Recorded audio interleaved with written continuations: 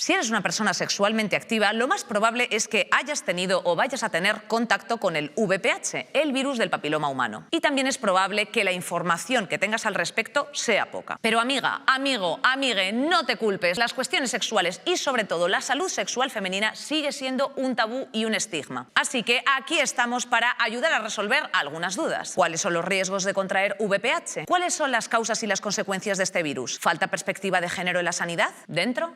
Gameplays.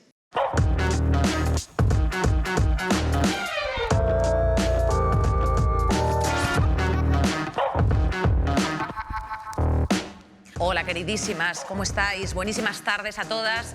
El día 4 de marzo fue el Día Internacional contra el Virus del Papiloma Humano. Y no es porque lo tengamos que celebrar, sino combatir. Y de eso vamos a hablar en el programa de hoy, precisamente, de cómo se ataja esta movida que es...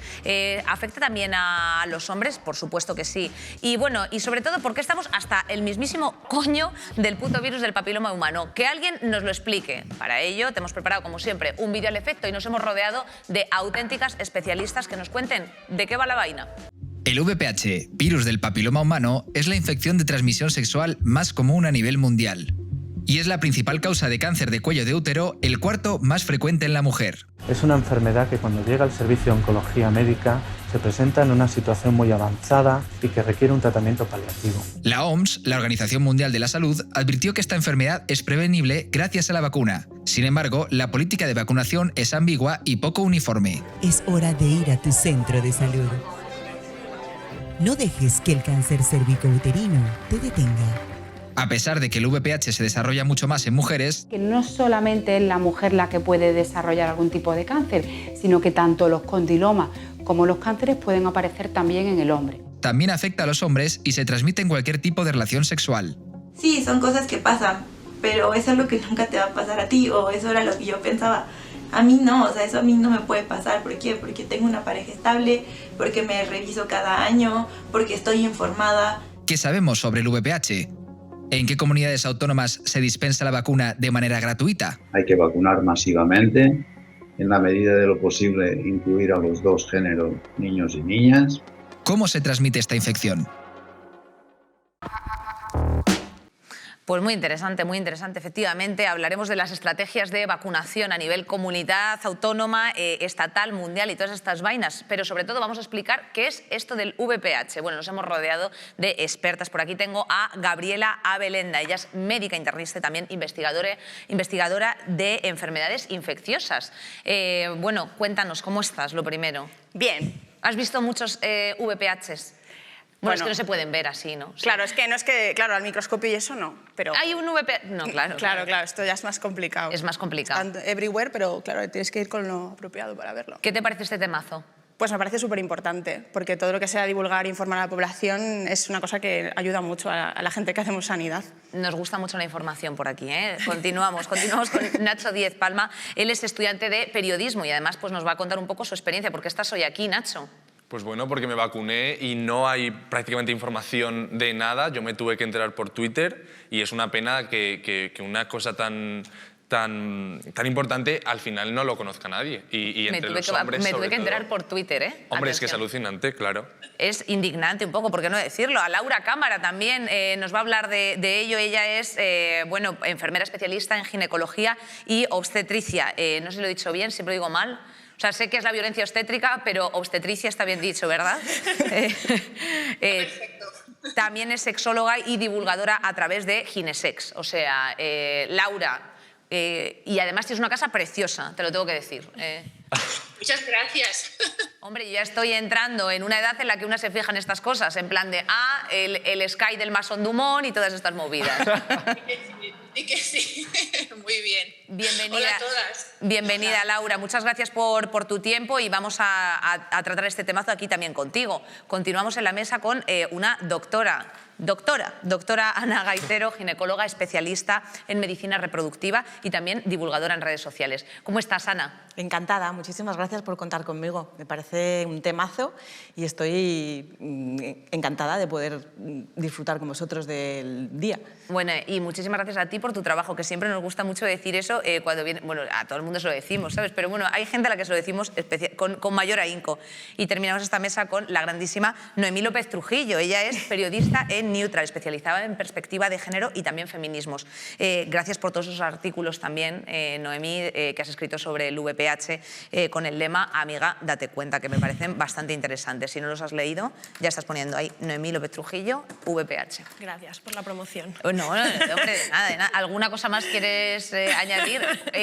La verdad es que es un espacio aparentemente no publicitario, pero yo animo mucho a que la gente lo haga. No, sí está bien, que no quiero parecer broncano tampoco. No, you say that.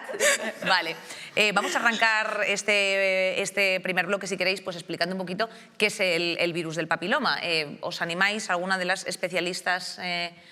Yo creo que, bueno, que me complete un poco la compañera. Yo creo que lo que hay que entender es que el virus del papiloma no es un virus, hay un montón, hay muchos tipos, ¿no?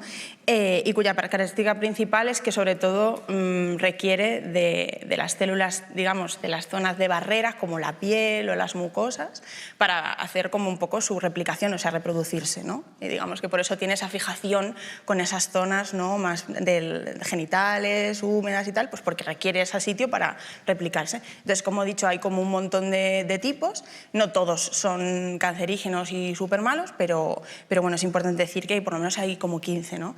Afortunadamente, los que son peores, ¿no?, son menos y podemos prevenirlos, ¿no?, haciendo pues screening directo y demás.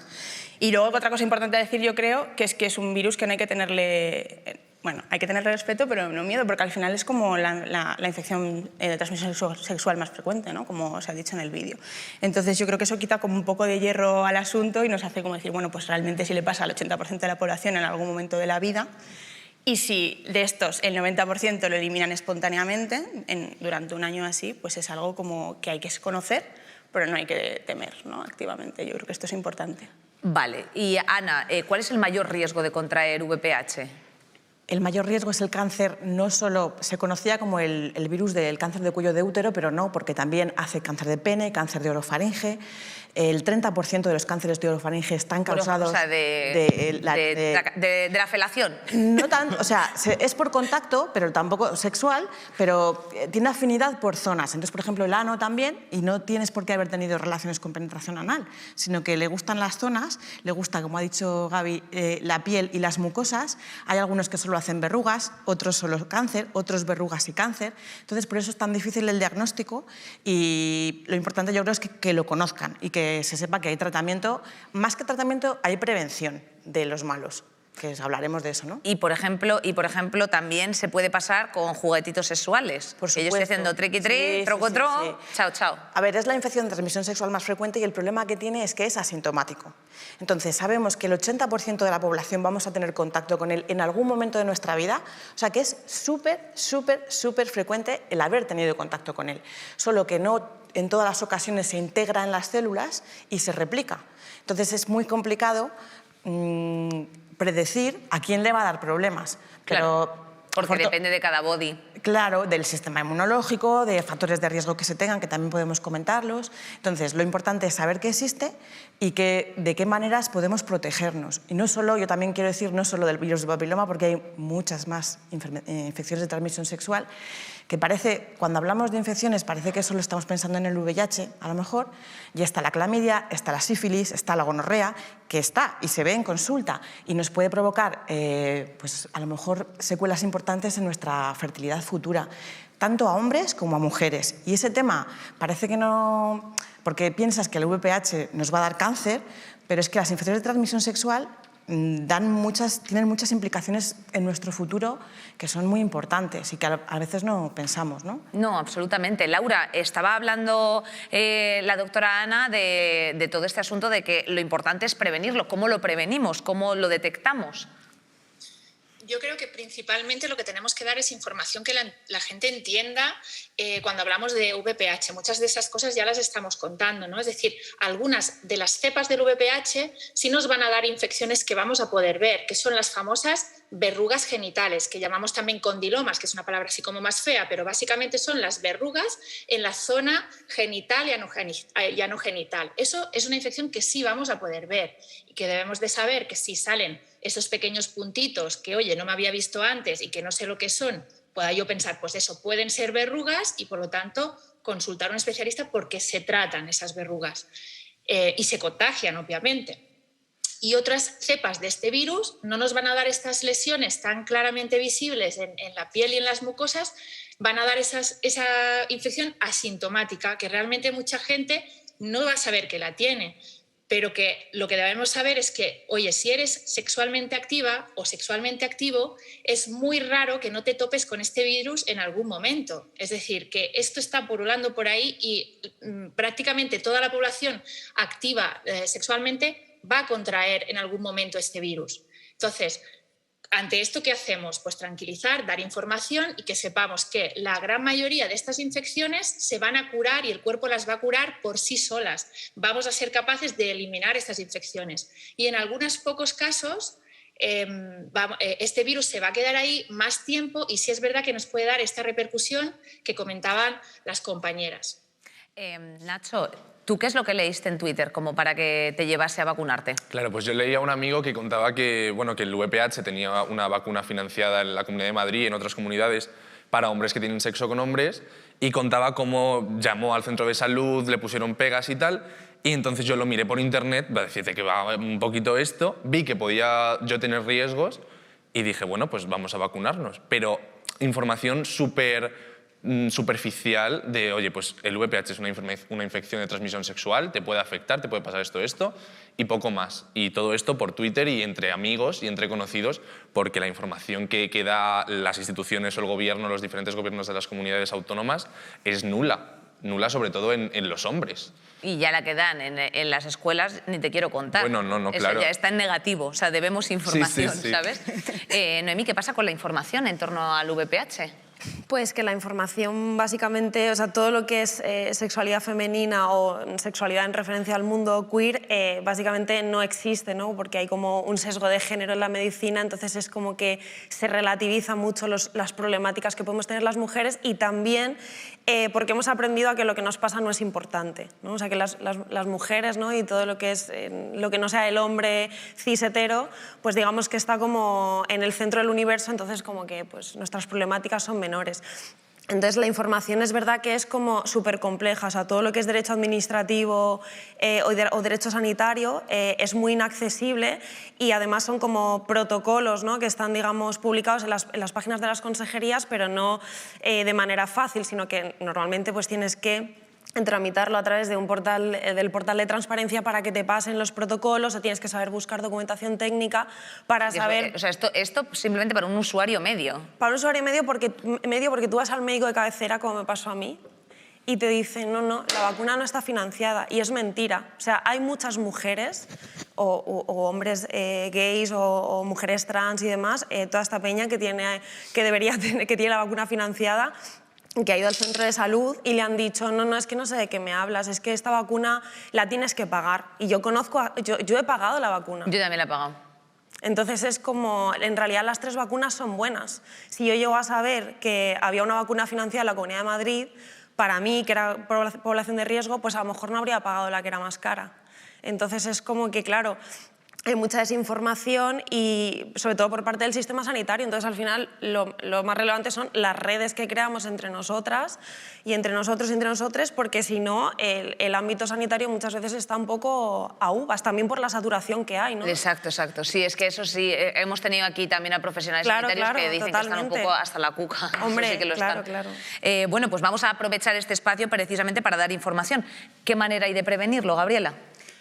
Pues yo creo que hay que decir que el preservativo puede ser un método que pueda prevenir, pero hay que decir que no es totalmente efectivo, ¿no? O sea, un 60, un 70% de las veces. No o sea, es totalmente efectivo. Totalmente no, pero previene más que si no lo usas, eso está claro, ¿no? Y yo creo que ahí hay una cosa a decir, que parece que el uso del preservativo para una infección de transmisión sexual que afecta a todos, pero sobre todo da problemas graves en mujeres, ¿no? Parece que es como a cargo nuestro esto, cuando en realidad, pues evidentemente es una cosa de dos, ¿no? Una relación hetero y una relación homosexual exactamente lo mismo. Entonces no previene totalmente, pero sí que previene. Y luego, evidentemente, la vacunación masiva, ¿no? Eso está claro. Ahora mismo en España la vacunación en niñas, ¿no? Está hasta los 14 años, claro, obligatoria. y en niñas, ¿no? En niñas. Y yo creo que esto, claro, desde mi punto de vista hay que ser muy cauto cuando hablamos de quién se financia o no vacunas, porque intervienen muchísimos factores que yo, para mí, que hago medicina un poco de batalla, es difícil de decir tajantemente, pero sí que es cierto que, teniendo en cuenta que es una infección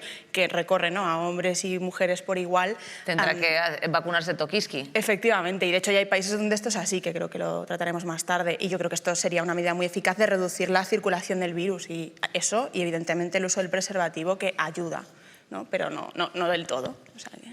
Ana, ¿nos podemos hacer test? ¿Son gratuitos? No. Vamos, hay que ir al ambulatorio y pedir específicamente que necesitas o que has tenido una relación de riesgo y que no sabes si puedes tener papilomavirus. Lo que no sé es que a lo mejor Noemí me ayuda, es el protocolo en cada comunidad, supongo que cambiará, de acceso a la matrona, a lo mejor Laura también lo sabe, o de acceso, porque no es fácil llegar al ginecólogo muchas veces, hacerte un test de HPV, de amplificación, o sea que... el diagnóstico de HPV no es sencillo porque con la citología solo ves cambios en las células y el test que amplifica el virus y que te dice cuál es el genotipo, que si es maligno o que si es de alto riesgo o bajo riesgo, es muy caro. Hay incluso, ya están inventando que te lo hagas tú sola, o sea que sí que existen. Pero como una especie de PCR. Es justo, es una PCR en cervix, pero no es fácil porque tiene que sea negativo, o sea, lo que detecta es virus integrado en las células activo, pero puede ser inactivo, que esté integrado y no lo capta, ¿vale? Pero bueno, que es lo que hay y que incluso se están investigando test para que la persona se lo haga él solo, ¿no? O sea, que eso existe. Lo que no sé es en la seguridad social cómo es el acceso, si es fácil o si lo hacen de forma fácil. Yo tengo que decir que personalmente la Comunidad de Madrid es cada 2 añitos en Madrid, o sea, menores de 35 años cada 2 añitos. Claro, pero ese es el cribado. Citología. Ese es el cribado de citología, pero yo me refiero si alguien, por ejemplo, una chica, su pareja le dice, no, o su pareja o una expareja que le diga, mira, me han diagnosticado el HPV 16, mírate porque tal. ¿Ella puede ir al médico de familia y decir esto y que le hagan a ella o esto no sé cómo va? Laura, yo creo que a lo mejor nos puede ayudar, que tenía la mano medio levantada. ¿Qué pasa, Laura, con este asunto? Yo creo que ahí hay dos cosas, ¿no? Por un lado está el cribado, lo que decíais, que es como las políticas que tenemos a nivel sanitario que cambian de cada comunidad en cuanto a cuánto hacemos esas pruebas para detectar cambios de la citología o el VPH. Y eso no se debería de hacer antes de los 25 años, es decir, se debería de hacer a partir de los 25 años. Y otra cosa es que luego cada zona va a tener una disponibilidad diferente en cuanto al laboratorio, en cuanto a qué tipo de pruebas podemos hacer. No todos los laboratorios ahora mismo, cuando vamos a hacernos esa prueba, hacen detección de VPH, ¿vale? Eso es muy variable. Y luego, como decían aquí, evidentemente si yo voy al centro de salud y digo, mira, me quiero hacer esta prueba, pues sí se puede hacer una citología y una detección de VPH. Yo creo que sí se puede hacer, pero estamos otra vez funcionando en función de, o sea, de cuánta información tiene esa persona concreta y digamos, de la voluntad de ir a que me hagan esta prueba. Lo que nos hace falta realmente es tener acceso universal a estas pruebas, es decir, a partir de qué edad me toca hacerme estas revisiones y que me avisen, oye, mira, vente, que te toca hacerte esta prueba, ¿no? Igual que se hace, por ejemplo, con las mamografías, que no depende de yo me he enterado y voy ahí a ver qué me cuentan. Total. Noemí, ¿por qué lo sufrimos más nosotras si nos afecta a todos? Bueno, no es que no lo sufrimos más nosotras, sufrimos más las consecuencias. Entonces, es un poco al hilo de lo que comentabais. Yo creo que no tiene como tampoco mucho sentido, o sea, si tu pareja o una expareja, por ejemplo, te dice he tenido contacto con, o sea, me han diagnosticado, por ejemplo, una lesión precancerosa, como fue mi caso, que la gente con la que yo he tenido contacto se haga pruebas, no tiene sentido porque el cuerpo elimina el virus. El VPH no tiene tratamiento. O sea, lo preocupante es la lesión precancerosa que puedas tener. Entonces, estar haciendo, por ejemplo, pruebas porque has tenido... o sea, imagínate cada año un virus tan prevalente, ir a hacerte exudados vaginales o raspados para ver si tienes VPH no tiene sentido porque es una sobrepreocupación sobre tu salud. Es gasto sanitario, ¿no? Que esto lo explicará mejor Gaby. A diagnósticos que igual no son correctos, ¿no? Que simplemente está por ahí pasando el virus y que igual lo miras dentro de 6 meses y ya no está, ¿no? Entonces, yo creo que lo más importante es lo que dice ella, llevar bien los controles cuando toca. De la citología. De la citología, que es lo que te va a detectar cambios celulares, que eso sí es lo relevante porque es la lesión precancerosa que puede, que no siempre, pero puede conllevar en el futuro un cáncer de cuello de útero. Pero si no, tener VPH, tu cuerpo lo elimina en la mayoría de los casos. O sea que la prueba en sí como que no tiene sentido. No, y de hecho la estrategia de la OMS lo que contempla es que se vacune, ¿no? Y que se hagan los controles como toca, que esto es lo que pasa que aquí en España... vacuna y control, o sea, esto no es vacuno y risas. Efectivamente. Claro. Vacuna, preservativo y hábitos saludables. Sí, VPH. Esto es. Laura, que querías añadir algo a lo mejor, que estabas ahí medio levantando la mano. Yo creo que también esto es importante, saber que, digamos, nosotras podemos hacer mucho para eliminar este virus. Es decir, es una recomendación básica que si alguien le ha detectado un VPH, explicarle lo que es, calmarle, tranquilizarle, oye, tranquilidad, muy probablemente elimines este virus por ti sola, pero hay cosas que puedes hacer que van a favorecer que lo elimines. El uso del preservativo, porque va a evitar que te contagies de nuevas cepas y entres ahí como en un bucle de virus que te puedes eliminar. Sí, lo de las cepas es una putada. Otra cosa importante a recomendar es no fumar, porque hemos visto que en personas fumadoras este virus se elimina mucho más difícilmente, o sea, va a costar más de eliminar ese virus, o sea que no fumar es una recomendación que hay que dar si alguien tiene un VPH. Y hábitos de vida saludables, poco alcohol, mucha fruta, verdura, ejercicio físico y el uso del preservativo. Eso es educación sanitaria básica para el VPH. Nacho, ¿tú has hecho tic en todas las cosas que iba diciendo? Bueno, se podría mejorar, sí, pero en lo básico sí. ¿Cómo sientes toda esta información que estás recibiendo? Pues claro, pues es una cosa nuevísima, ¿no? O sea, sí, hablaba ella de, claro, hábitos de vida saludables o de prevención y tal. Bueno, es que si yo no sé qué me puede pasar si cojo el VPH, tampoco voy a saber protegerme o cómo protegerme. Entonces yo creo que esto es súper importante, porque hablábamos de las verrugas que te salen y tal. Igual tú ves eso y te llevas las manos a la cabeza diciendo, ostras, me quedan 5 días de vida. Claro, me tengo que cortar la columna. O igual pasan desapercibidas, no te das cuenta, tienes relaciones sexuales, lo que decías tú que el preservativo no es 100% eficaz y lo vas infectando por ahí tranquilamente. Entonces yo creo que tener información para saber en qué nos afecta, cómo lo podemos ver, si es que tienes signos visibles y poder prevenirlo, claro. Absolutamente. Y no tener miedo a ponerse un espejito y mirarse la cucona, ¿eh? Que eso lo hago yo mucho así. Y tengo ahí pelos enquistados para aburrir, porque, en fin, yo soy de la época de depilarse y aquello pues es un desbarajuste. ¿Para qué te voy a contar más de mi vagina? En fin, un respiro porque tengo algo que contaros. Y es que se va a estrenar o se está estrenando o lo que sea en el momento histórico que estemos de la cadena, Ser o no ser, aquí en Place, que es bueno, pues una especie de comedia dramática, por así decir, sobre el proceso de transición de un adolescente trans. Entonces, bueno, pues va a ser muy interesante. Yo, para que abráis boca, os voy a dejar aquí un tráilercito y continuamos con el debate, por favor. Hace 2 años descubrí que era un chico trans. Siempre había sentido que estaba interpretando un papel que me habían asignado al nacer, pero que no era el mío. Lo breve es y bueno, 2 veces bueno. Te lo ves ahí en Place. Bueno, vamos a continuar, por favor, con el mundo vacunas, porque esto sí que es interesante abrirlo.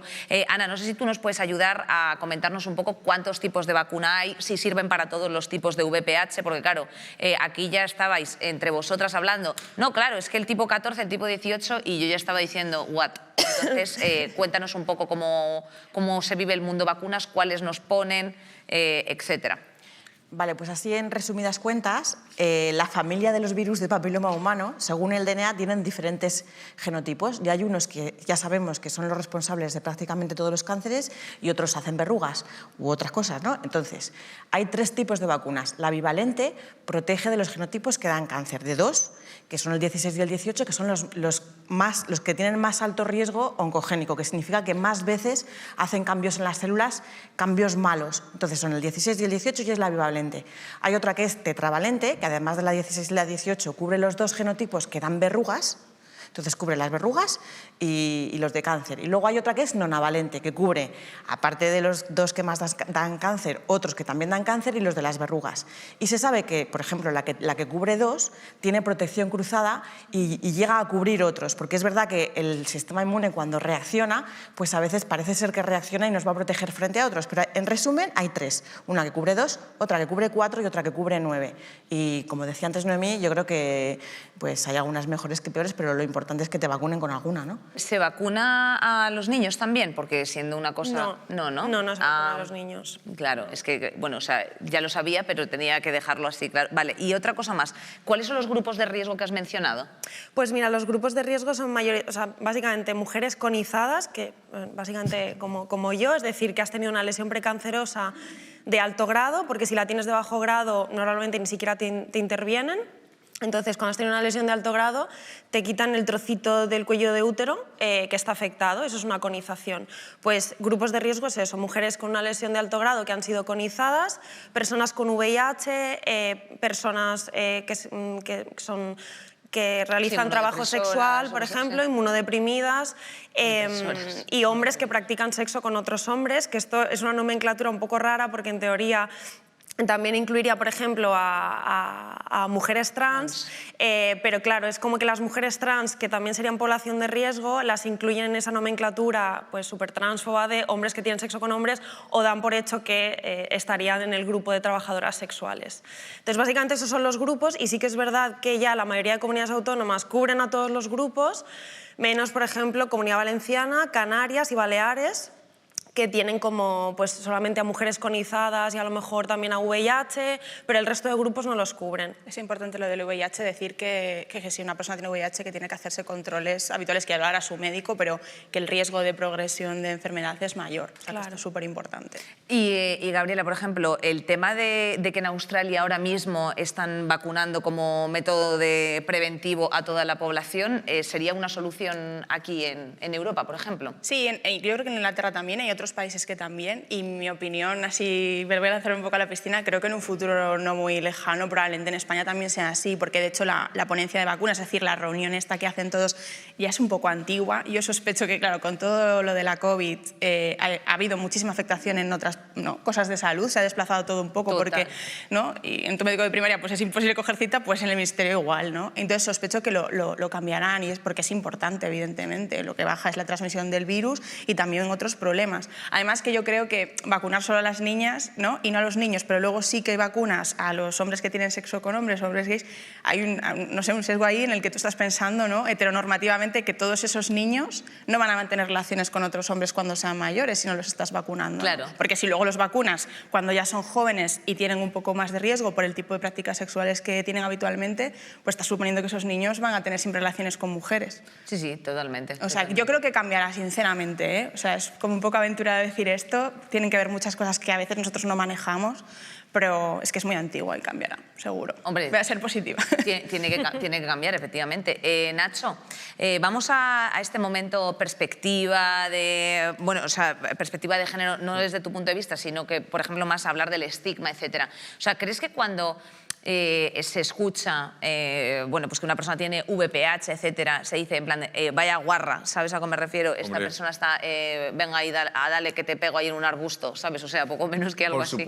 Por supuesto, al final es todo, o sea, eres una guarra, eres una fresca, o, bueno, es que yo lo comparo un poco con lo que pasaba del VIH hace un tiempo. Antes era una enfermedad de maricones y de drogadictos, y entonces tenerlo era como la mayor vergüenza del mundo y el una lacra social. Entonces, si ahora estamos empezando a hablar de sexo, y que yo creo que todavía falta, pero estamos empezando a hablar de sexo y de todo, también yo creo que deberíamos hablar de lo que supone el que puedas coger una enfermedad, una infección de transmisión sexual, y que muchas veces no se acaba el mundo, no pasa nada, o hay tratamientos o hay cura o lo que sea, y se puede tratar como una enfermedad más. Ahora, lo del coronavirus, que al principio era como muchísima vergüenza tener coronavirus, en plan de, oh, pues no he llevado bien la mascarilla o me he juntado con mucha gente y tal, y ahora de repente nos hacemos un test en la farmacia e igual lo subes a Twitter o lo subes a Instagram. Entonces, ojalá pase eso de no tener miedo, no tener vergüenza, decir, soy positivo en VIH, en VPH, en lo que sea, y que no signifique algo para tener vergüenza o para sentirte sucio, casi. Laura, las personas que, por ejemplo, veis en consulta que le dais un resultado positivo de VPH, ¿se sienten culpables de alguna forma? O sea, ¿cuál es un poco el protocolo clínico que seguís ante los casos positivos? Yo creo que sí, todavía hay un poco esa percepción muchas veces de, ostras, tengo un VPH y eso significa que van a relacionar mi actividad sexual con una persona como más, voy a decir promiscua, que es una palabra que a veces usan las mujeres y que me parece horrible, que de alguna forma ese diagnóstico está cuestionando tu actividad sexual o poniéndola en duda o poniéndola en juicio, ¿no? O qué pasa, por ejemplo, si una persona tiene, pues no sé, ¿no?, verrugas anales, pues ya nos vamos a encontrar con muchas veces un juicio de valor sobre qué tipo de prácticas está teniendo esa persona. Yo creo que ahí nos falta todavía que aprender mucho a la comunidad médica, ¿no?, a no juiciar cuando tenemos ese tipo de diagnósticos, porque realmente hay gente que pues bueno, pues que le cuesta muchísimo asumir que está teniendo una enfermedad o que está teniendo un diagnóstico que depende de su actividad sexual, ¿no? Total. Ana, ¿por qué si hablamos ahora, se supone, del sexo sin ningún tipo de tabú, no hablamos también sin ningún tipo de tabú de las infecciones de transmisión sexual? Es un poco lo que dice Laura, que yo creo que el pensar o el decir que te han contagiado algo, y esto es como, pues, como el coronavirus. Si vas a un restaurante y no te proteges durante una hora porque has comido y mañana tienes el coronavirus, bueno, pues a lo mejor no te has protegido bien, pero al final quien tiene relaciones sexuales tiene riesgo de contraer infecciones. Total. Quien ha tenido hijos tiene riesgo de contraer infecciones sexuales, y esto no va el virus no elige ni sexo, ni género, ni prácticas sexuales, ni edad. O sea, es un virus como el coronavirus que afecta a todo el mundo, a todas las edades, y no elige. Entonces no tienes que sentirte mal. O sea, esto es así. ¿Qué querías añadir, Laura, que has levantado la mano, cariño? Sí, quería añadir un poco que hay que quitar esta idea de que, ostras, me he contagiado porque he hecho algo mal, No, es que esto es tan rollo que encima puedes hacer las cosas bien y puedes usar tu preservativo y, como estamos diciendo, pues que te toque el virus, ¿no? Y hay que desculpabilizar mucho, ¿no? Que no nos sintamos responsables, porque si tienes actividad sexual, pues te puede pasar, ¿no? Y lo tenemos que ver como algo frecuente, común, y que no es culpa tuya, ¿no? Pues se puede hacer todo bien y aún así, oye, mira, tener mala suerte. Y que la actividad sexual mejor llevársela que no llevársela, también lo tenemos que decir desde aquí. Bueno, yo quería hablar un poco de la responsabilidad de la pareja, un poco a quien quiera aportar. O sea, yo quería decir algo un poco relacionado con esto, que creo, y también con el COVID, que hay como, y sobre todo con el COVID lo hemos visto, que hay como mucha esta dinámica, ¿no?, de la responsabilidad individual, de tienes que hacerlo bien, tienes que ponerte mascarilla, tienes que tal, ¿no? Y bueno, el presidente del gobierno diciendo la responsabilidad individual a todas horas, ¿no?, cuando la salud es un tema siempre, ¿no?, poblacional y comunitario. Ya ves. Entonces, si en vez de contar las cosas como, es que si no fumas no vas a tener cáncer, no, mira, cariño, pues que igual si fumas o no fumas, pues puedes tener cáncer también. Entonces, yo creo que está bien dar recomendaciones y desde la consulta, ¿no?, dar soporte a la gente, escuchar sus inquietudes y demás, pero también hay que tener en cuenta, pues bueno, que cuando recomiendas a alguien pues que coma muy bien, ¿no?, o que no fume, pues igual esa persona resulta que no llega a fin de mes y no tiene un duro para cocinar estupendamente. Entonces, yo creo que hay que salir un poco de este marco de la individualidad también, sobre todo en las ETS y sobre todo en esta, que es, pues eso, que infecta a todo el mundo. Y yo creo que es importante, o sea, esto nos lleva un poco, ¿no?, a pedir más. Oiga, es que necesitamos que vacunéis a todo el mundo. Absolutamente. Claro, si vas al reto individual, pues te quedas como, yo creo que corto. No, pero... y acabas culpabilizando también. Es muy interesante lo que has dicho porque también esa corriente como neoliberal de efectivamente apelar siempre al autocuidado, hay un momento en el que también hay que decir, oye, perdona, un momentito, sí, pero tell me something more, ¿sabes? Esto es. Porque ahí cuando a mí en la nómina al final se me descuenta un dinero. Bueno, la nómina, yo soy autónoma. La nómina. Noemí, hablábamos un poco de la responsabilidad, o sea, yo quería sacar el tema este de la responsabilidad de la pareja en todo este asunto. A ver, yo creo que, o sea, aquí sí que hay como una diferenciación muy grande de género, porque, como decía Ana, ¿no? Es como que es un virus que no entiende de género y demás, pero sí que es verdad que las mujeres, las mujeres lo vimos con muchísima culpabilidad, o sea, eso fue mi caso, tú te sientes una guarra y sientes que esto es un castigo por haber disfrutado tu sexualidad, porque como la sexualidad de las mujeres está secuestrada por el patriarcado, pues es como que sientes, ¿no? Que has, como usaba ella la palabra promiscua, ¿no? Que has usado demasiado tu sexualidad, ¿no? O sea, que has incluso abusado de ella, entonces lo vives como un castigo. Y de hecho acaba de salir un paper como maravilloso que se acaba de publicar hace unos días que efectivamente muestra, ¿no? La dificultad de muchas mujeres de volver a masturbarse, de volver a disfrutar de su sexualidad, de su preocupación incluso por la maternidad cuando han sufrido una lesión como la que tuve yo de alto grado. Son mujeres a las que han seguido durante un año y realmente desde el momento del diagnóstico tienes un sufrimiento psicológico porque no te sientes bien acompañada. De repente te viene como esa idea, ¿no? De que puedes tener cáncer cuando tú no sabías ni siquiera que el VPH podía provocar cáncer y además lo vives como, joder, esto me pasa, ¿no? por haber ejercido demasiado, ¿no? mi sexualidad. Y yo una cosa que quería decir, y es que también creo que a las chavalas que nos hemos socializado en los 90, cuando llegó la vacuna en los 2000, se dijo que si ya habías perdido la virginidad no te la podías poner. Es verdad, es verdad. Y esto lo que quedó un poco era de, es que si has follado... una guarra, claro, pues ya es tu movida. Si has follado con 14 años, pues un poco puta si eres y la vacuna no te la mereces. O sea, era un poco...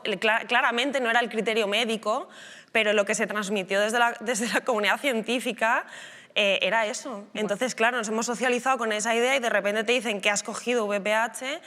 Y claro, tú como tía lo vives de una manera muy dura, y a diferencia de los hombres, que además no hacen responsabilidad afectiva, ¿no? Es como, bueno, ¿sabes? Como... Total. Bueno, no es responsabilidad mía. Yo personalmente tengo 29 años y quiero decir, tampoco es que diga yo, uy, qué cambio está habiendo de cuando yo estaba en el instituto a la actualidad. Yeah. O sea, quiero decir, es una cosa que también, o sea, la losa heteropatriarcal persiste. Yo quería preguntarle a Nacho un poco si él buscando información o atendiendo a todo este tipo de temas, justo en el intermedio hemos estado hablando pues desde una perspectiva racial o occidentalista, ¿no? Pues si también existe cierto sesgo y cierta información con esa marca heteronormativa. Hombre, por supuesto, por supuesto. Yo cuando estaba mirando cosas para hoy, veía que todo era pues, una presunción de heterosexualidad máxima, de qué hacer si mi pareja tiene VPH.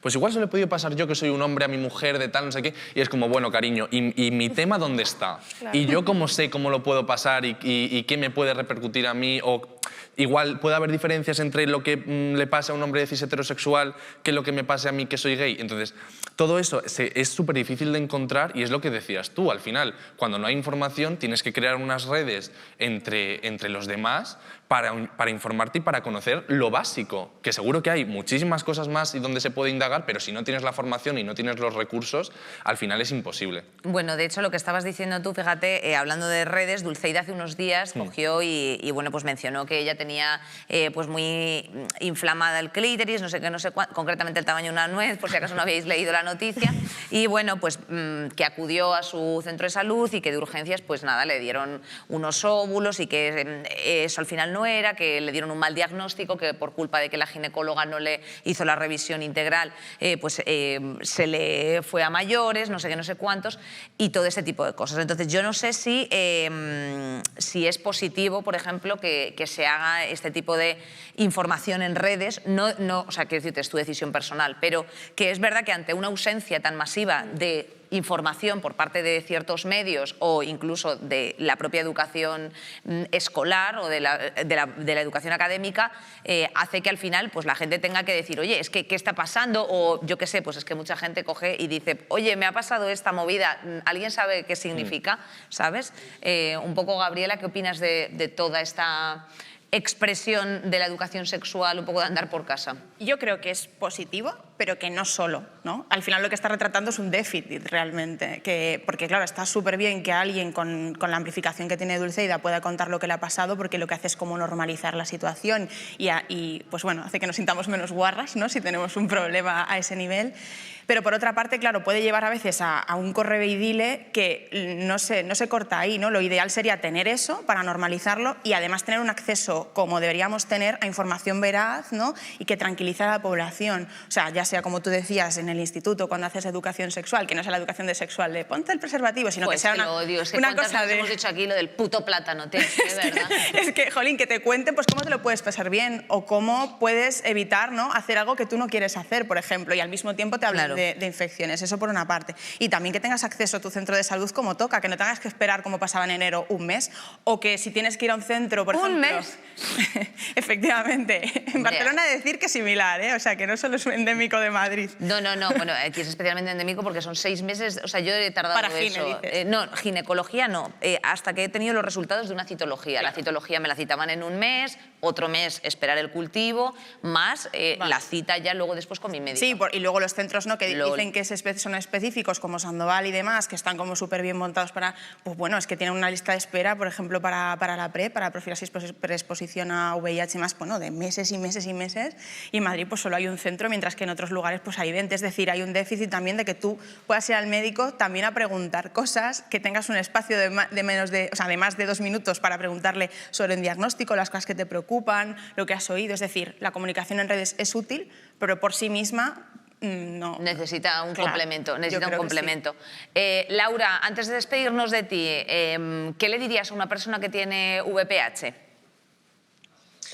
Pues de entrada que se tranquilice, que no es el fin del mundo, que hay información, porque hay información en páginas para pacientes, en páginas de profesionales, que obviamente ahora mismo en las redes también puede encontrar mucha información, porque hay gente haciendo divulgación sanitaria muy, muy potente, y que busque información y que no es el fin del mundo. Muy bien dicho, Laura, hija, pues menos mal. Yo ya con esto me quedo más tranquila, también te lo digo. Te mando un besito muy grande, te mandamos desde aquí un beso muy grande. Muchas gracias por tu tiempo y por tu labor, reina. Y, gracias a vosotras. Maffer nos ha cortado y también ha preguntado en sus redes sociales pues a ver qué pasa con esto del VPH, cuánto sabe la gente, qué problemas y qué problemáticas tenían, y pues ahí tenemos un billete preparado.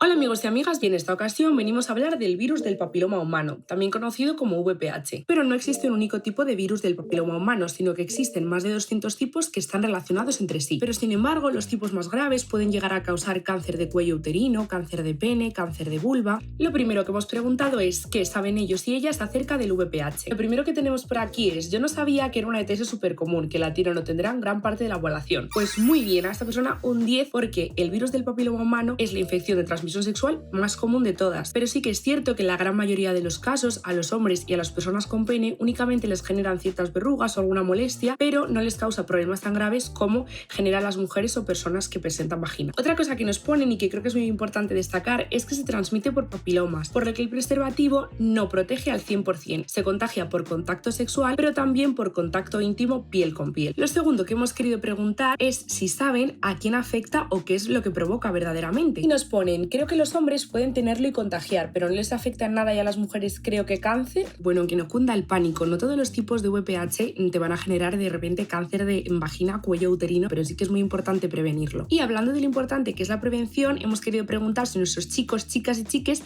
se han vacunado frente al VPH. Y nos comentan por aquí: el año pasado salió un programa que cubría la vacuna a hombres homosexuales, creo. Yo de momento me he puesto la primera dosis y en poco me pondrán las siguientes, gratis. En Cataluña se vacuna en el cole, pero bueno, no todo es de color de rosa y nos ponen por aquí: no, yo soy hombre y quise vacunarme, pero me dijeron que no se podía. Yo creo que va variando según cada comunidad autónoma, porque nos ponen también: hoy justo me he enterado de que en Castilla-La Mancha también te puedes vacunar siendo hombre. Una respuesta que me ha impactado es que sí está vacunada, pero que cada dosis le ha costado 170 euros. ¿Perdón? Yo os invito a que busquéis un poco cómo va en vuestra comunidad autónoma el tema de la vacunación, porque si no estáis vacunados o vacunadas es muy importante, chicas y personas con vagina, para prevenir lo que os he comentado, y chicos y personas con pene para evitar contagiarlo y provocar provocar problemas a otro tipo de personas que lo puede pasar peor. Espero que hayáis aprendido un poquito de VPH si no lo sabíais. Nos vemos en el próximo programa. Chao. ¿Puede uno currarse estas ganas de hacer el amor? Pum, pum, pum, pum, pum, pum. Corre la voz y díselo a todo el mundo.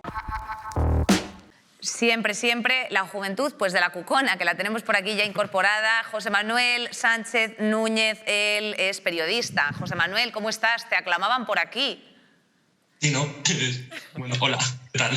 Pues nada, muy bien, cariño, encantada de tenerte por aquí. Muchísimas gracias por tu tiempo. Y también tenemos a Daniel Pellicer Roig, él es doctorando en enfermedades raras. ¿Qué tal, Dani? ¿Cómo vas? Muy bien, aquí estamos aprovechando esta mañana en casa. Muy Habitación- interesante todo el programa. Habitación de opositor, ¿eh? Exacto. Absolutamente, te da para tus 4 camisas, tus 4 pantacas, no distingues verano-invierno y ya está, ¿eh? Con ese armario. Madre. Oye, voy a empezar por José Manuel. No sé si él conocía el VPH o has tenido que buscar en Wikipedia. A mí me pasó un poco como Nacho, que fue un poco a raíz de hace unos meses que empecé a ver a gente en Twitter que comentaba la vacuna. Yo había intentado ponérmela antes, pero mi doctora me dijo que todavía no estaba disponible en la Comunidad de Madrid. Y ya este verano, después de varias llamadas al centro de salud y varias citas con mi enfermero, hasta que no tuve una presencial y dije, de aquí no me voy sin la vacuna porque está recomendada para mi grupo de edad y para mí, ya miró el calendario de vacunación y me fui con ella. Fue un poco así. O sea, que no nos moverán sin la vacuna. Fíjate, ¿quién lo diría? ¿Quién lo diría? Daniel, ¿crees que los jóvenes estamos bien informados sobre las infecciones de transmisión sexual? Pues, a ver, personalmente yo creo que faltaría todavía un poco más. A ver, yo, claro, acabé el colegio hará unos 15 años, entonces todo ha cambiado desde entonces. No luce, Daniel, cariño. Gracias. Pero bueno, el caso, aunque no luzca, es así. Entonces, yo recuerdo las clases de educación sexual sí que estaban, lo que pasa es que eran escasas, claro, imagino que ahora serán mejores, pero creo que falta educación sexual y siempre está bien tener, aunque es mejor tener de más que tener de menos, esto siempre. No, esto es así. José Manuel, ¿qué opinas de lo de Dulceida? ¿Crees que nos falta visibilizar mucho más todas estas enfermedades e infecciones? Por supuesto, o sea, yo no conozco a nadie que, por ejemplo, antes cuando hablabais del tema, yo no conozco a nadie que diga, que haya dicho abiertamente que tiene VPH o que tiene cualquier otro tipo de DTS o de ITS. Y siempre que se dice como una cosa secreta, o sea, que cuanto más visibilizar y cuanto más normalizar algo que nos ocurre a todos, mejor. Daniel, ¿por qué crees que se debe que no se visibilice lo suficiente? ¿Hay algún tipo de tabú todavía a nivel social de hablar de estas cosas?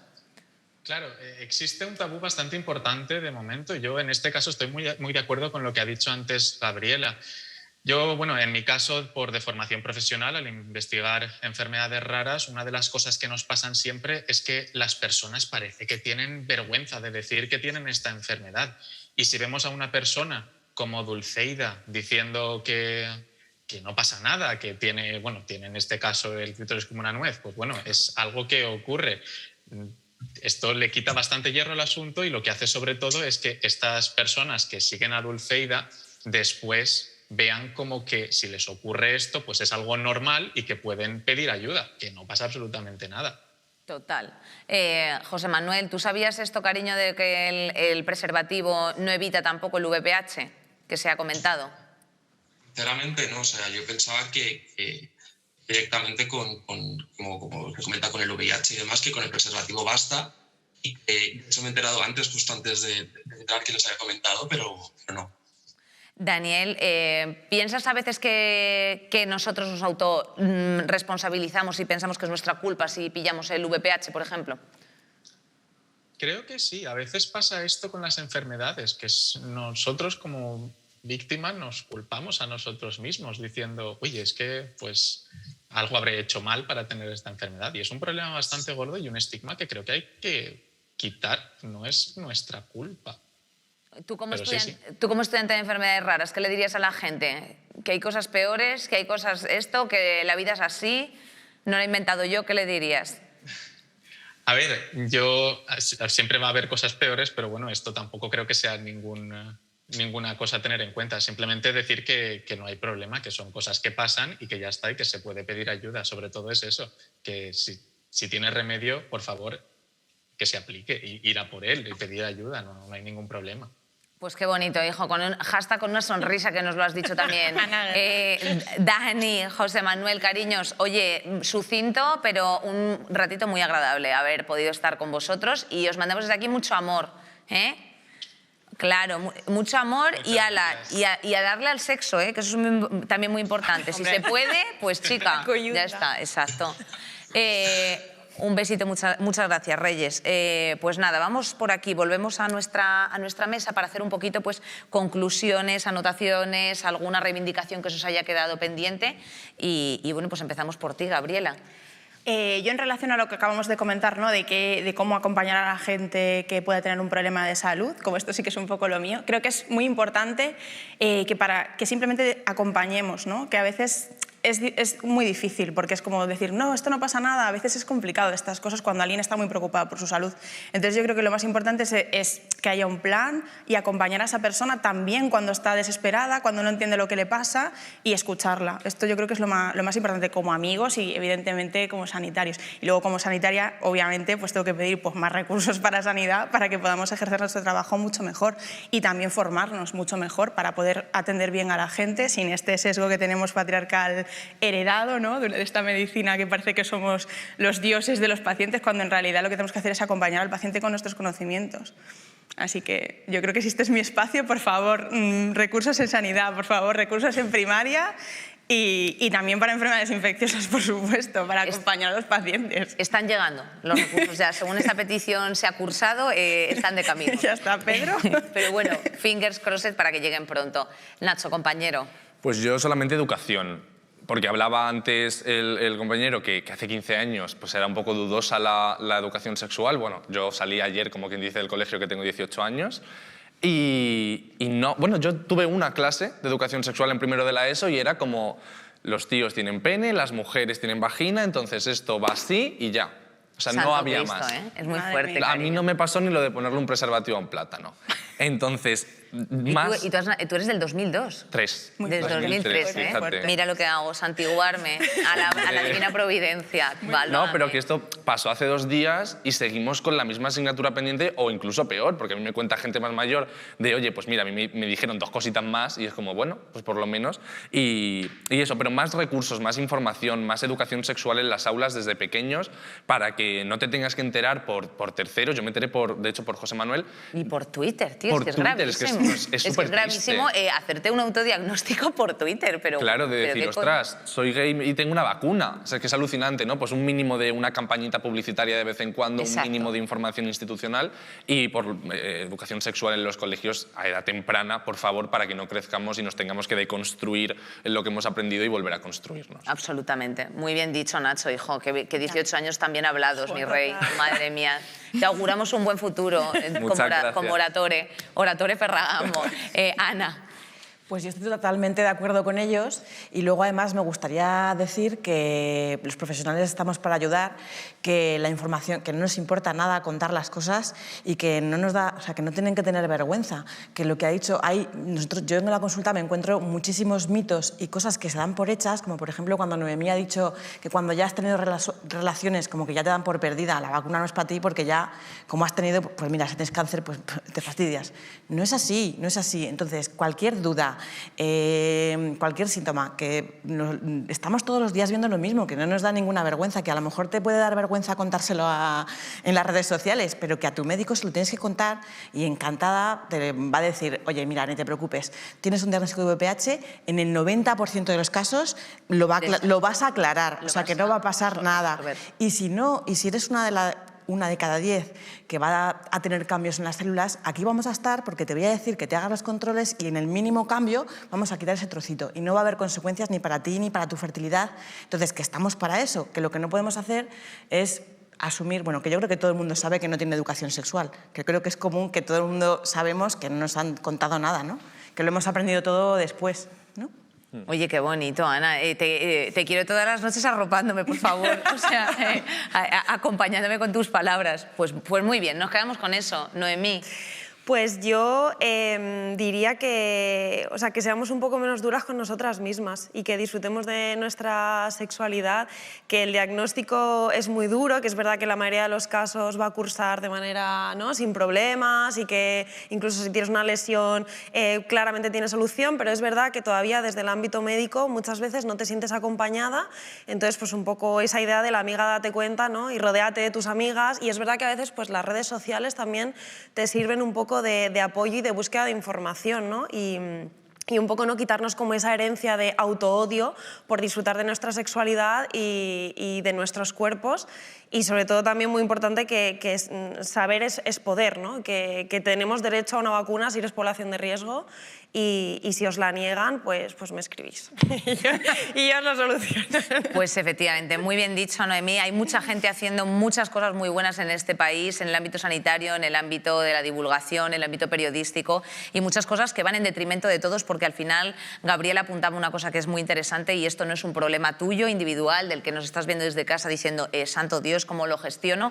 Tienes apoyo, redes, efectivamente hay centros de salud de juventud, como por ejemplo también, aparte está el de Navas de Tolosa, aquí en Madrid. O sea, hay varios centros en los que no te van a mirar con ningunos ojos. Si en tu centro de salud, por lo que sea, pues está un poco atascado, puedes ir a otros lugares a consultar.